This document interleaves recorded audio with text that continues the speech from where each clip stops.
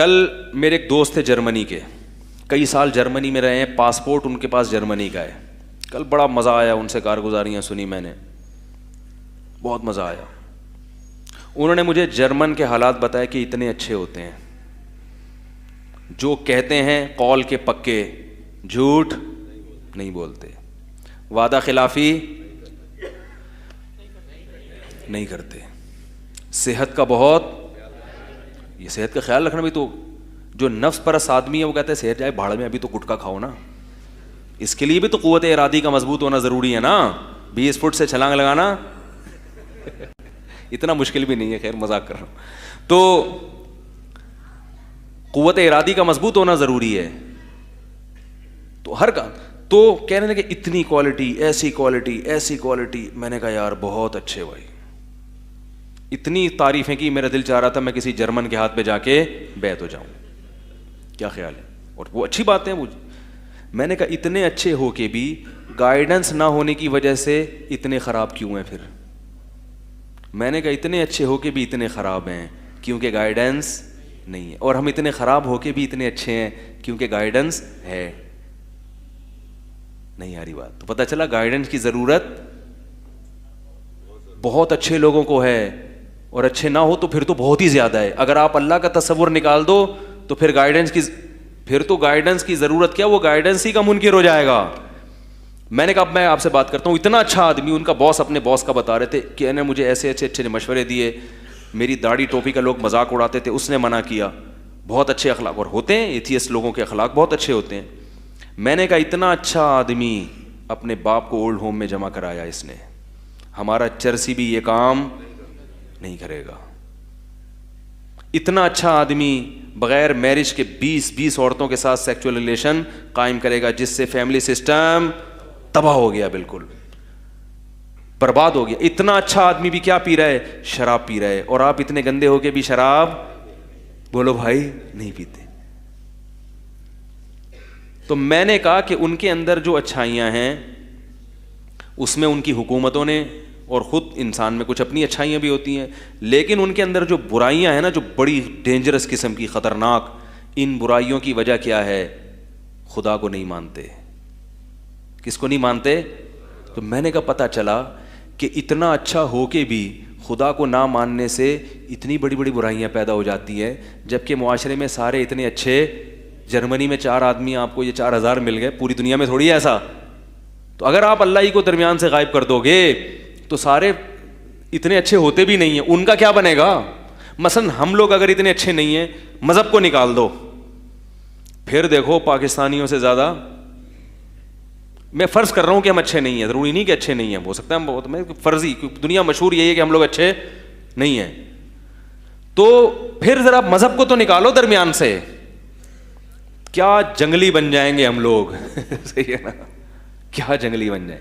تو مذہب کو نکالنے سے اچھائی نہیں آئے گی معاشرے میں, اللہ کو کا تصور نکالنے سے. لوگ سائنسی, وہ یہ بھی کہتے ہیں ایتھیسٹ لوگ کہ دیکھو جتنی سائنسی ترقیاں کی ہیں مذہبی لوگوں میں نہیں کی ہیں, ساری مذہب سے باقی لوگوں نے کی ہیں, مذہبی لوگ تو کچھ بھی نہیں بن سکے.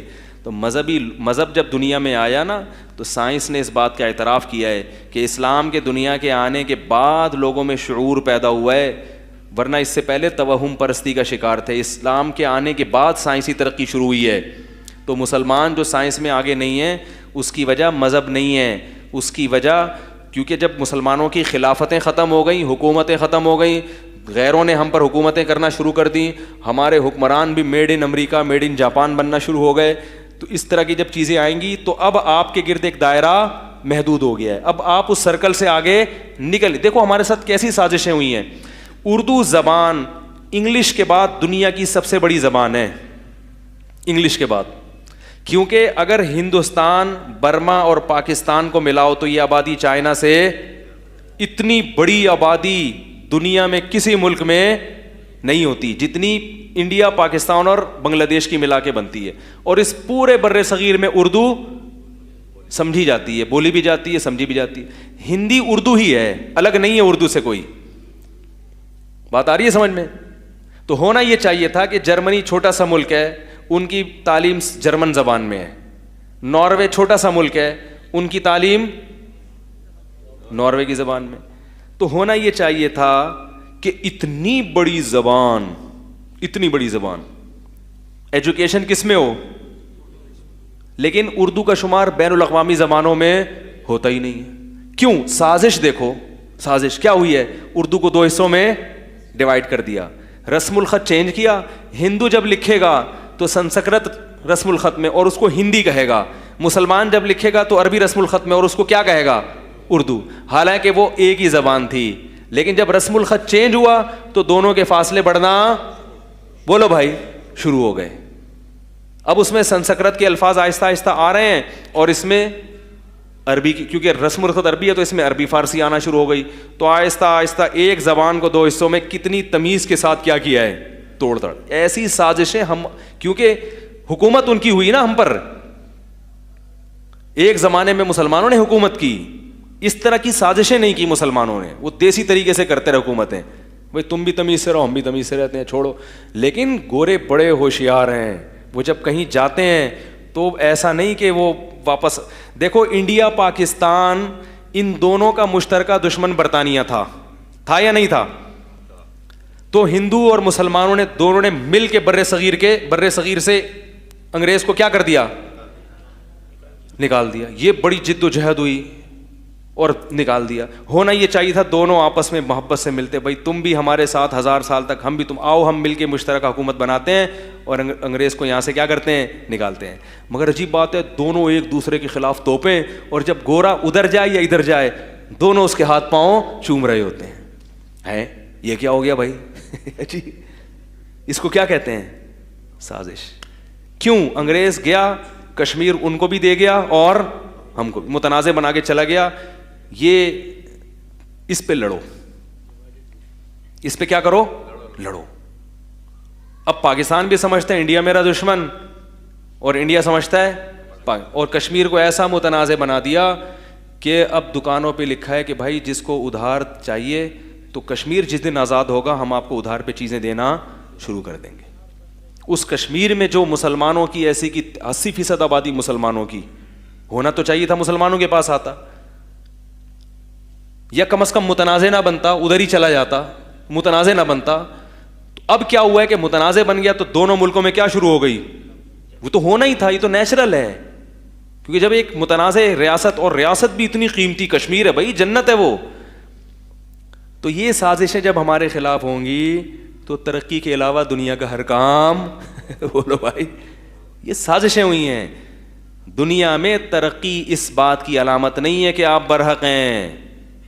اگر یہ اس کی علامت ہوتی تو ہمارے سابق صدر برحق ہوتے. کیا خیال ہے بھائی؟ کیونکہ جتنی پاکستان میں انہوں نے ترقی کی ہے, 5 سال ایسی کامیاب حکومت آج تک کوئی کر کے نہیں گیا. تو ترقی اس بات کی علامت نہیں ہے کہ آپ برحق ہیں.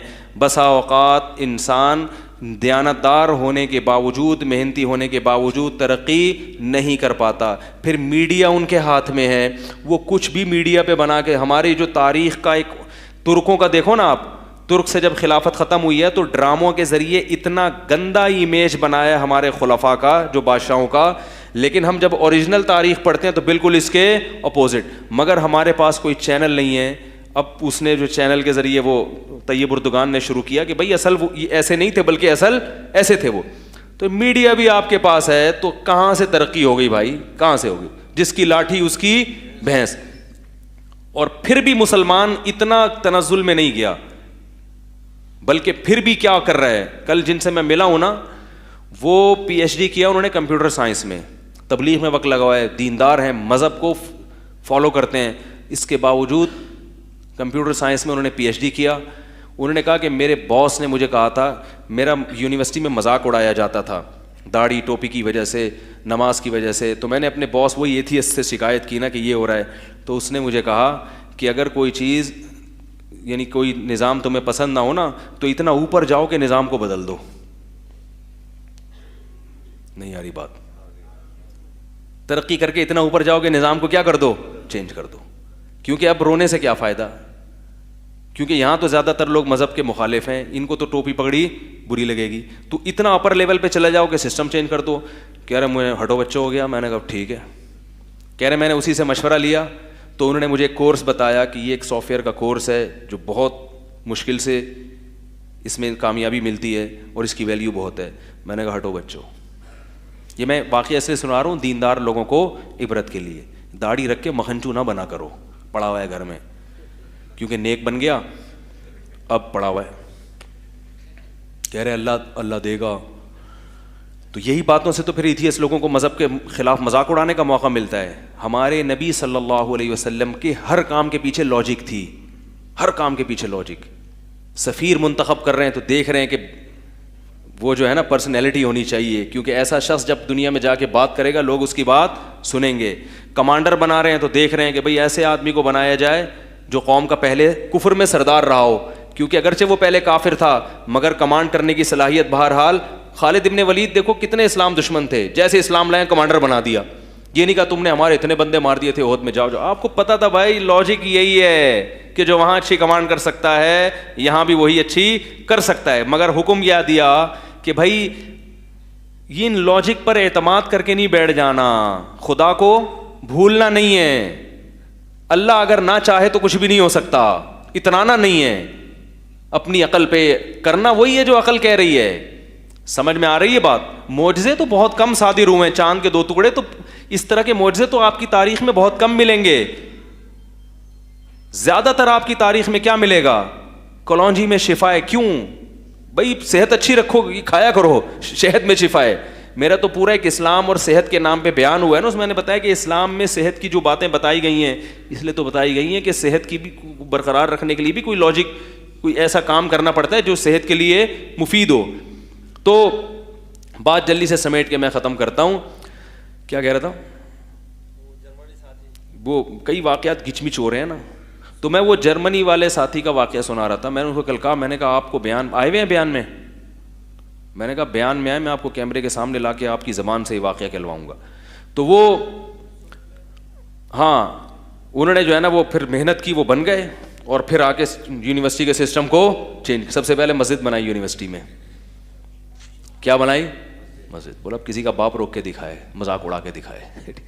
اچھا وہ اپنا واقعہ سنا رہے تھے, میں نے اس ایتھیسٹ پہ بڑی محنت کی, اور وہ اس نے زبان سے مانا کہ میں اللہ کو مانتا ہوں.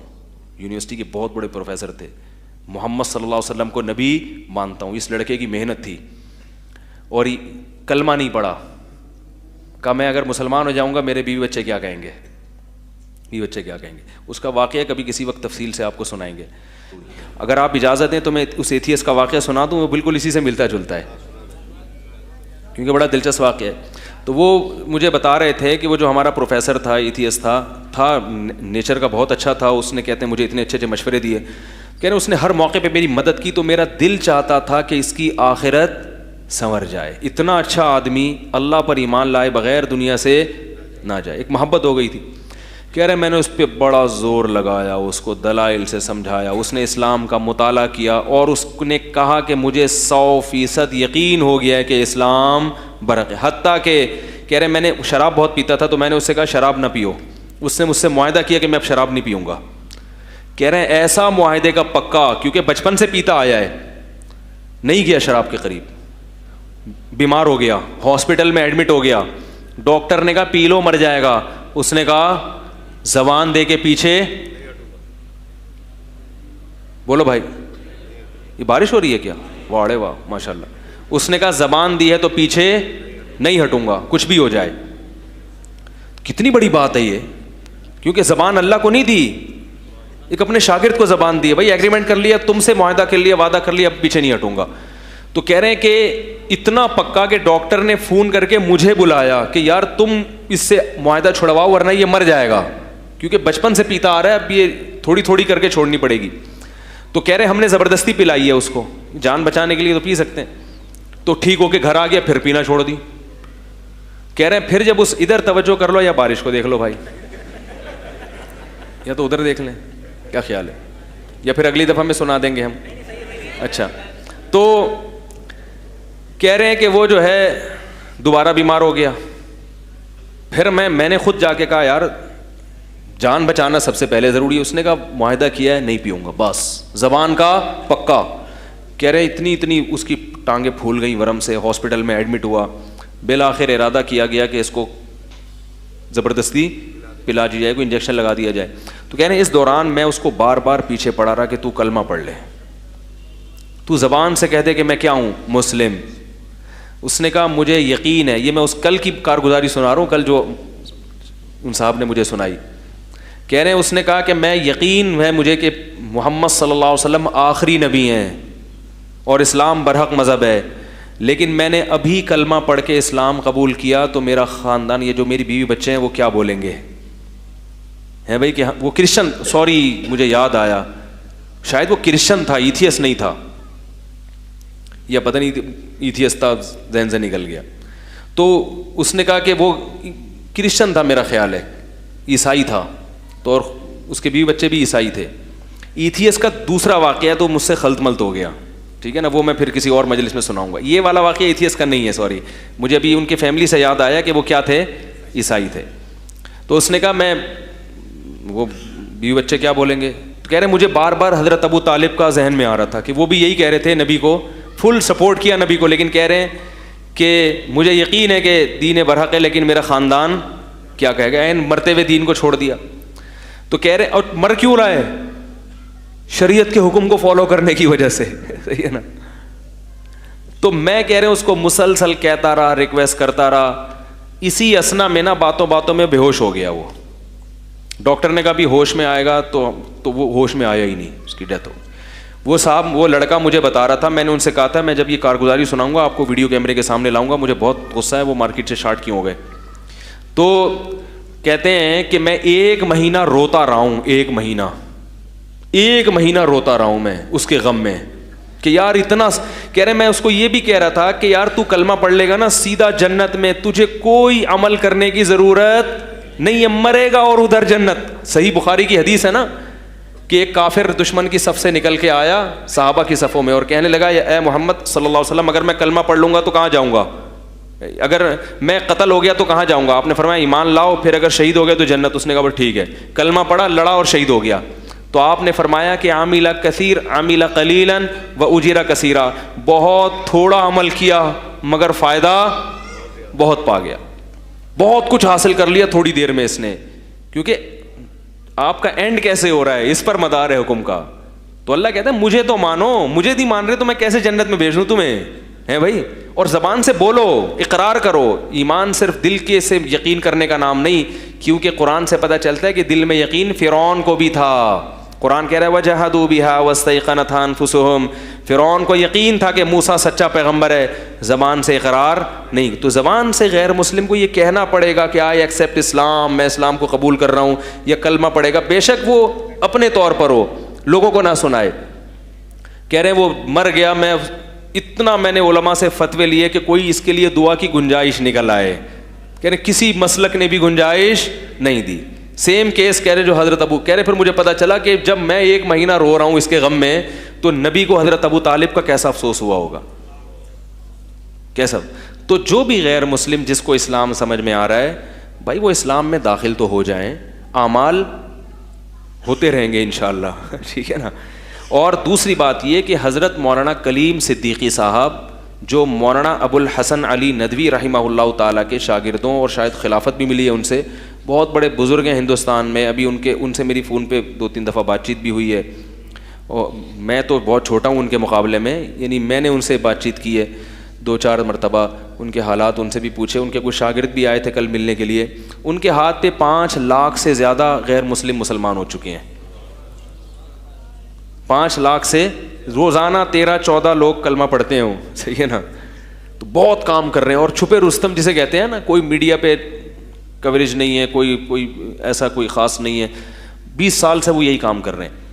تو کوئی غیر مسلم اگر مسلمان ہونا چاہتا ہے, اسے اس قسم کی کوئی سپورٹ چاہیے, تو اس کا بھی انہوں نے پورا ایک انتظام کیا ہوا ہے. تو ہمیں بتائے, ہم سے ملنے کے لیے آئے, ہم اس کا پہلے لیبارٹری ٹیسٹ کریں گے ہوا بھی ہے کہ نہیں ہوا, کیونکہ بہت سے لوگ چندے کے چکر میں بھی اسلام قبول کرنے آ جاتے ہیں.